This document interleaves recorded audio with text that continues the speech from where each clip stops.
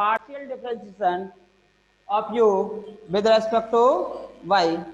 तो partial differentiation किया आपने विद रेस्पेक्ट टू y, तो this value are equal to 1/2।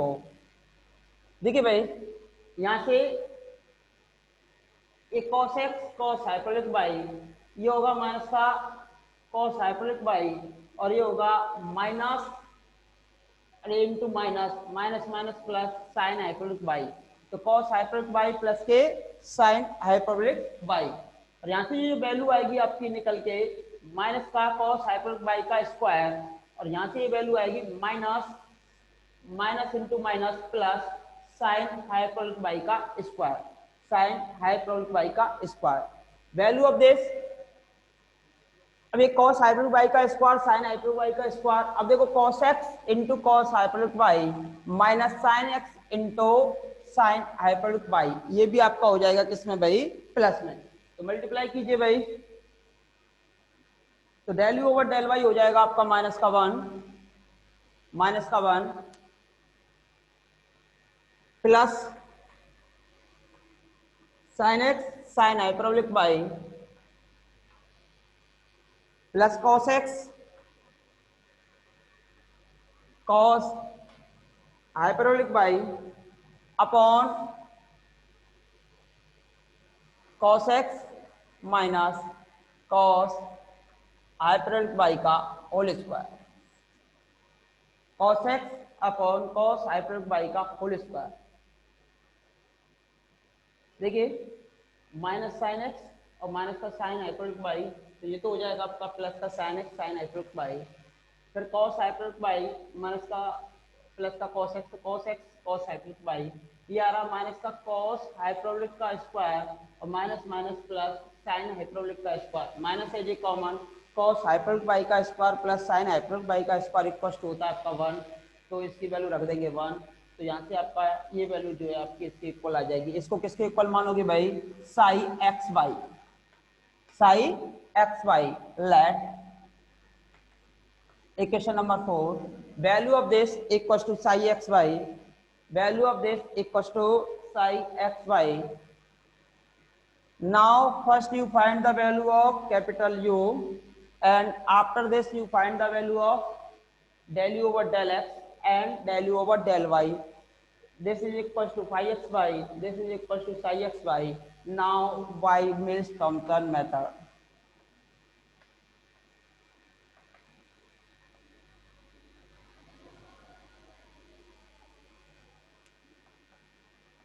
Mills-Thomson method.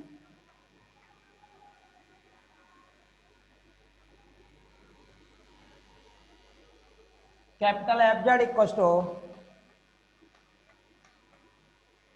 capital FZ equals to phi Z0 minus iota psi Z0 integration with respect to dz simal constant symbol c,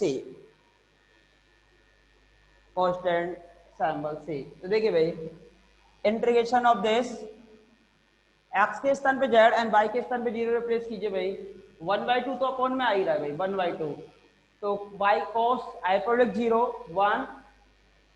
1 minus cos z, ये आपका हो जाएगा 0, तो यहां से value आएगी 1 minus cos z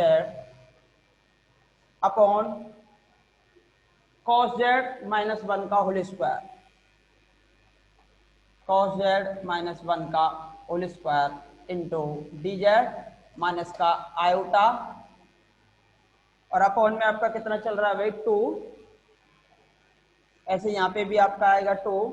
अब देखिए सेकंड केस में z0 रिप्लेस कीजिए साई वाली टर्म में, तो माइनस का 1 प्लस ये 0 हो ही जाएगा भाई, y की वैल्यू 0 रखने पे 0, ये होगा cos z अपॉन यहाँ से जो वैल्यू होगी आपकी cos z माइनस 1 का whole square, cos z minus 1 का होल स्क्वायर dz और 2 प्लस का कांस्टेंट c। x के स्थान पे आपने z रिप्लेस किया, y के स्थान पे आपने 0 रिप्लेस किया, और x के स्थान पे z और y के स्थान पे 0। अब इस क्वेश्चन को क्या करोगे भाई आप, सॉल्व, तो सॉल्व कीजिए भाई। अब इसे आप सॉल्व करोगे और इसका इंटीग्रेशन बताओगे भाई कितना निकल के आएगा, देखिए 1 minus cos Z, 1 minus cos Z, अगर माइनस है ये कॉमन, माइनस का स्क्वायर इक्वल टू प्लस का 1, तो इसे क्या लिख सकते हो 1 माइनस कॉस जेड अपॉन तो 1 माइनस कॉस जेड का होल स्क्वायर। तो -1 कॉमन निकालोगे नीचे से तो इसका स्क्वायर कितना होगा भाई आपका, -1 का स्क्वायर +1 ही हो जाएगा। Integration with respect to D z minus, अब 1 माइनस कॉस जेड फिर से बनाना है आपको, तो 1 माइनस कॉस जेड बनाने के लिए माइनस फिर से कॉमन निकालिए, तो ये हो जाएगा 1 माइनस कॉस जेड, इसे भी क्या लिख सकते हो आप 2 into 1 minus cos Z D Z plus का 1 माइनस कॉस जेड प्लस का डी प्लस का सी।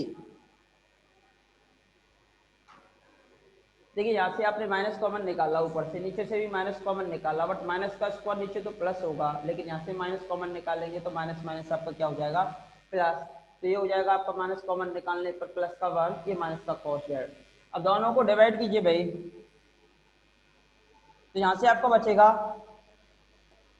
1/2 1 minus cos Z D Z plus का iota 1/2 1 minus cos Z D Z plus का सी। कॉमन निकाल दीजिए भाई, तो 1/2 कॉमन, आयोटा कॉमन, और ये वाली टर्म भी आपकी क्या हो जाएगी कॉमन, तो यहाँ से 1/2 1 प्लस आयोटा 1/2 1 प्लस आयोटा, देखिए 1/2 1 प्लस आयोटा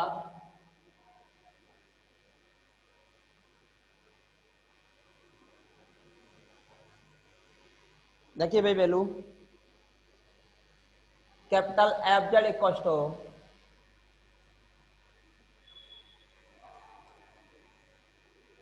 1/2 कॉमन, ये आपकी फुल टर्म कॉमन, तो 1 plus iota integration of 1/1 minus cos Z integration with respect to D Z plus का C. 1 minus cos theta 1 minus cos theta भाई फॉर्मूले आपने पढ़े होंगे, cos 2 theta equal to 2 cos square theta minus का 1, या 1 minus 2 sine square theta, या फिर cos स्क्वायर थीटा माइनस का sine square theta. cos 2 theta का आपने फॉर्मूला पढ़ा होगा। अब 1 माइनस cos जेड निकाल रहे हो आप, 1 माइनस cos जेड, तो 1 माइनस cos जेड, तो 1 माइनस cos जेड, तो ये वैल्यू आएगी 2 साइन स्क्वायर थीटा, तो यहाँ से जो वैल्यू होगी वो होगी आपके पास 1 माइनस cos जेड, तो 1 minus cos Z equal to 2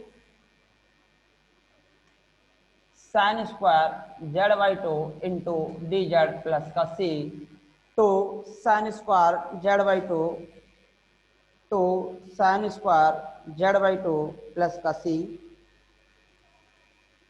तो साइन स्क्वायर Z/2 प्लस का C,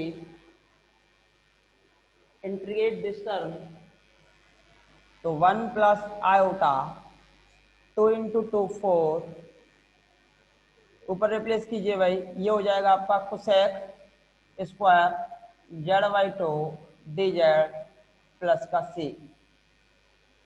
integration of this, integration of this, integration of cosec square, अब भाई integration of cosec square minus का कॉट एक्स, ये जो इंटीग्रेशन होगा -1 plus iota upon 4 cot Z/2, but अंदर का इंटीग्रेशन कितना, अंदर का डिफरेंशिएशन 1/2, तो 1/2 आएगा आपका अपॉन में 1/2 और प्लस का कांस्टेंट सी, क्योंकि आपका अंदर का भी डिफरेंशिएशन करना होगा, और अंदर का जो डिफरेंशिएशन होगा जेड का जो डिफरेंशिएशन होगा वो होगा 1, तो यहाँ से आपका कितना आएगा भाई 1/2। अब 2 आपका ऊपर जाएगा तो 2 से 2 आपका कैंसिल, तो यहाँ से वैल्यू बचेगी 1 plus iota upon 2 cot z/2 plus का c capital fz equal to capital fz. But you find the value of small fz. But you find the value of small fz. But you find the value of small fz. For this, capital fz equals to 1 plus iota small fz. What the value of capital fz?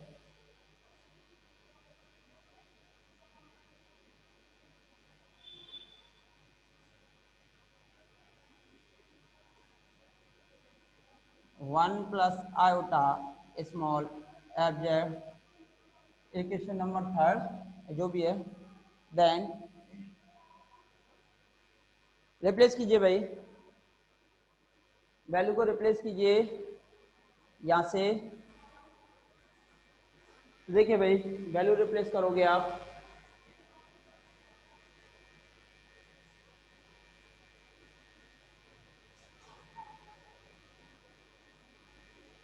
तो देखिए भाई replace कीजिए 1 plus iota small f Z equal to 1 plus iota small f Z equal to minus 1 plus iota by 2 cot z/2 plus का c. You find the value of small fz. For this, you divided this term by 1 plus iota. For this, you divided this by 1 plus iota. तो 1 plus iota से divide कीजिए भाई, यहाँ कितना बचेगा minus का 1/2. ये हो गया cot z/2 और c में डिवाइड कीजिए 1 प्लस आयोटा का. इसको न्यू कांस्टेंट मान सकते हो c1 के. एफ जेड इक्वल टू, या नहीं भी मानते हो तो कोई समस्या नहीं, कांस्टेंट तो कांस्टेंट ही होता है, प्लस का c1. Let c1 equal to c upon 1 plus iota. अभी आपको कंडीशन आर गिवन थी भाई, तो कंडीशन गिवन थी तो कांस्टेंट c की वैल्यू फाइंड करोगे, और कांस्टेंट c की वैल्यू जैसे ही आपको फाइंड हो जाएगी तो आपको कंप्लीट सॉल्यूशन भी फाइंड हो जाएगा. So now you find the value of constant C1. Now you find the value of constant C1. Condition are given. Subject to the condition.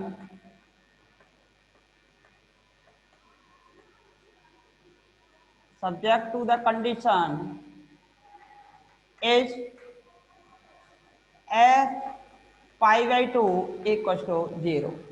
एक कंडीशन आपकी गिवन थी कि फंक्शन की value z equal to pi by 2 पे क्या हो जाएगा 0. तो इक्वेशन नंबर थर्ड या फोर्थ जो भी दे रहे हो आप, then by third, therefore put the value of f pi by 2 equal to 0 at z equals to pi by 2 in equation third. Therefore, equation third reduced to value of f pi by 2 0 minus का 1/2 cot pi by 2 और multiply by 2 तो pi by 4 plus c1 cos pi by 4. अब भाई cos pi by 4, cos pi by 4, tan pi by 4 1, tan का उल्टा cot pi by 4 also 1, tan का उल्टा cot, tan pi by 4 की value कितनी होती है भाई आपकी 1, tan pi by 4 यानी कि tan pi by 4 equal to 1 sin pi by 4 plus के cos अपॉन में cos pi by 4 equal to 1. तो C1 की वैल्यू प्लस का C1, तो value of C1 equal to आ गई आपके पास कितनी भाई 1/2. Therefore value of C1 equal to 1/2. Value of C1 equal to 1/2.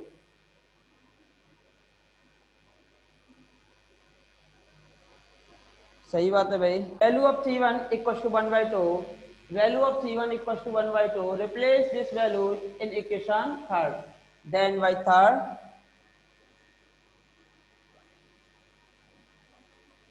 analytic function, analytic function f z is, analytic function f z is, analytic function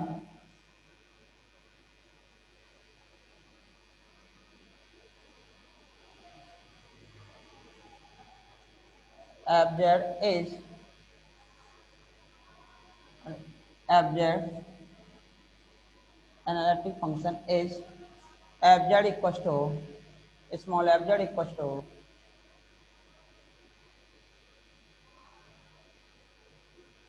C1 की value 1/2 minus का 1/2 cot z/2 value of C1 plus का 1/2 plus का 1/2 plus का 1/2, यही आपको prove करना है भाई। हेंस प्रूव आपको सी हो रहा होगा भाई, केवल ना भी दिखाई दे रहा हो तो देख लो, C1 के स्थान पर केवल क्या रखोगे आप 1/2 रख दीजिए और यहाँ से आपको एनालिटिक फंक्शन फाइंड हो जाएगा भाई। यहाँ से आपको क्या फाइंड हो जाएगा, analytic function, which is the analytic function, which is the analytic function. तो नेक्स्ट क्लास भाई देखिए, आगे बढ़िए। अब देखिए भाई, आप इसके एग्जाम्पल सॉल्व करोगे, एक्सरसाइज के क्वेश्चन सॉल्व करोगे, और कोई एक्सरसाइज का क्वेश्चन आपसे सॉल्व ना हो पाए तो उसके बारे में भी बात करेंगे। तो एक्सरसाइज के क्वेश्चंस आपको सॉल्व करने हैं, एग्जाम्पल्स आपको सॉल्व करने हैं, ठीक है भाई। सिमिलर केस में इसका एग्जाम्पल है एग्जाम्पल नंबर 3.10.22, यानी कि एग्जाम्पल नंबर 3.10.22, यानी कि example number 22। Here value of u plus v are given, then find the value of analytic function fz, then find the function of, then find the analytic function fz equals to u plus iota b।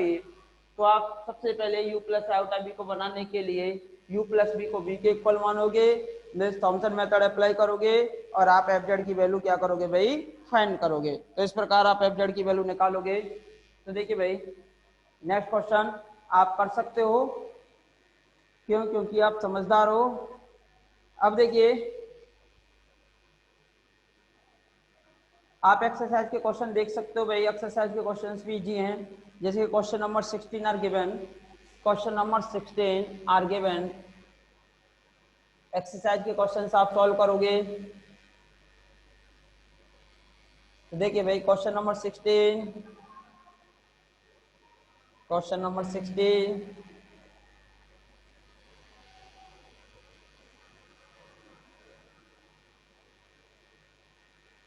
question number 16 are given, if phi and psi are analytic function, phi and psi are analytic function, if phi and psi are analytic function of x and y, of x and y, satisfying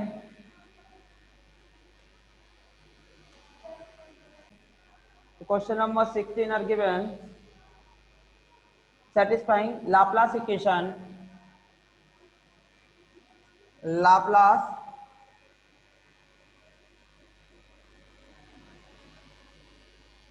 equations, so that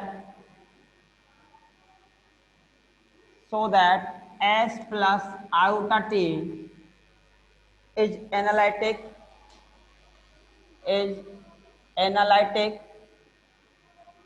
is analytic, where value of s equals to del phi by del y minus del psi by del x, and value of t equals to del phi by del x plus del psi by del y, del psi by del y। तो देखिए भाई, value are given that if phi and psi are analytic function of x and y satisfy Laplace equation so that s plus iota t is analytic। ये आपको prove करना है कि ये function कैसा है भाई, एनालिटिक है। तो किसी भी फंक्शन को, जैसे कि जार equal to x plus iota y को आपको एनालिटिक प्रूव करना होता है, तो कोई भी फंक्शन एनालिटिक कब होता है, जब किसको सेटिस्फाई करे भाई, Cauchy Riemann equation.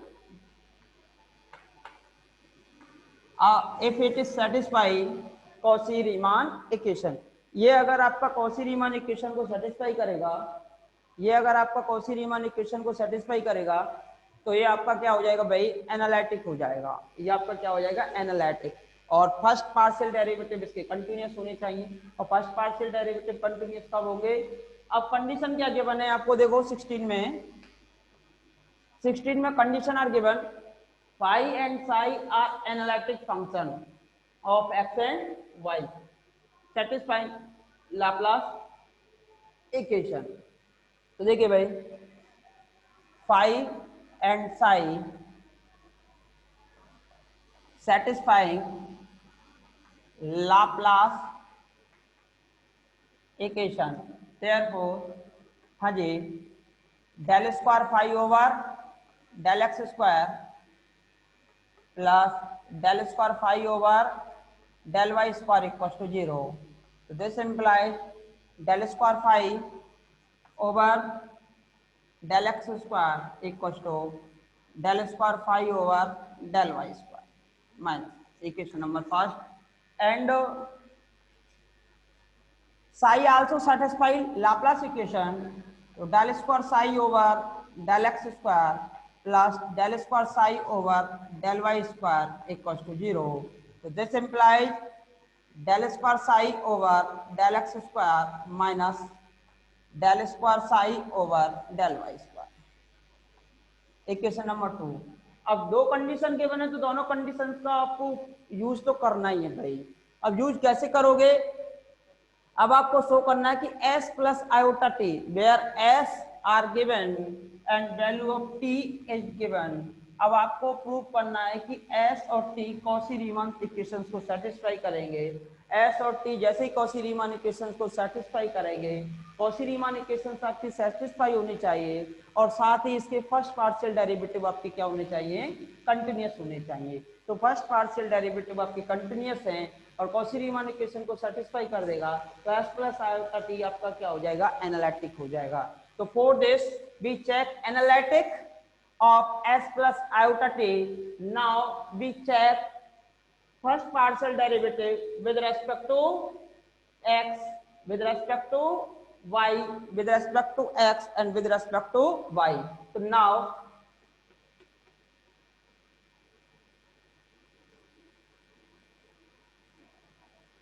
check now for s plus iota t we now for s plus iota t del s over del s over del x partial differentiation with respect to x of s are given del over del x, value of s del phi over del y minus del psi over del x। तो value of this del square phi over del x del y minus del square psi over del x square,